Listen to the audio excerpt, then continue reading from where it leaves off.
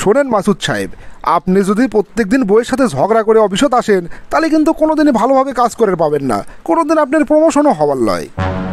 Sir বিবাহিত সগলিরই তো একই সমস্যা, আর বউ পূজাতি তো ভয়ঙ্কর, একের সাথে না চাইলেও ঝগড়া লেগে যায়। এটার থেকে বাঁচার উপায় কি স্যার?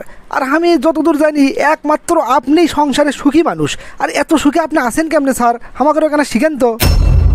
আসল কথা হচ্ছে কি আকবর সাহেব, সংসারের দায়িত্বটা শ্রদ্ধা আর ভালোবাসার মাধ্যমে স্বামী স্ত্রী দুইজন শেয়ার করে নিলে আর কোনো সমস্যা থাকে না। আমার মাথা স্যার আজকাল কম কাজ করে, আপনি কি পুরো বিষয়টা আমাকে না ভাঙ্গে চুরে বুঝে কবেন? অবশ্যই অবশ্যই, আপনি কমনাতা কাক কমো, তাহলে মন দিয়ে শোনেন। আসলে আমরা স্বামী বউ দুইজনে মিলেমিশে সিদ্ধান্ত নিই। এই মনে করেন সংসারে বড় বড় ব্যাপারে যে সিদ্ধান্ত সেগুলো আমি নেই, আর ছোটোখাটো ব্যাপারে যেগুলো সিদ্ধান্ত সবগুলো নেয় আমার বউ।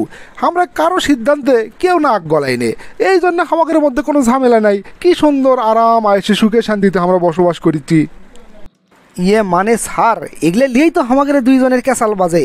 আমি একটা সিদ্ধান্ত নেই, আমার বউ সেটার মধ্যে বাগড়া দেয়, আবার আমার বউ যখন সিদ্ধান্ত নেয় সেটা আমার পছন্দ হয় না। তা আপনারা কেমনে মিলেমিশে সিদ্ধান্ত নেন সেটা না আমাকে পরিষ্কার করে বুঝান তো স্যার। এখনও বুঝে পাননি? আচ্ছা ঠিক আছে, আপনাকে একবারে আমি A to Z বুঝে বুঝে দিচ্ছি।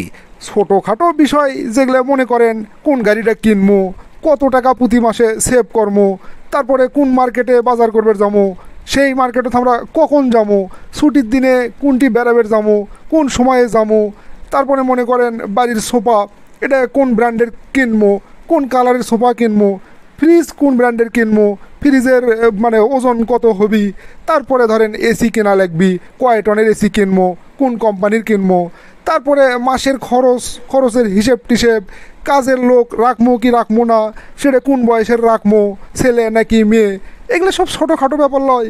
এগুলো সব সিদ্ধান্ত আমার বউ নেই, আমি তার কোনো নাক গলাই নে, আমি সব কিছু মেনে নিই।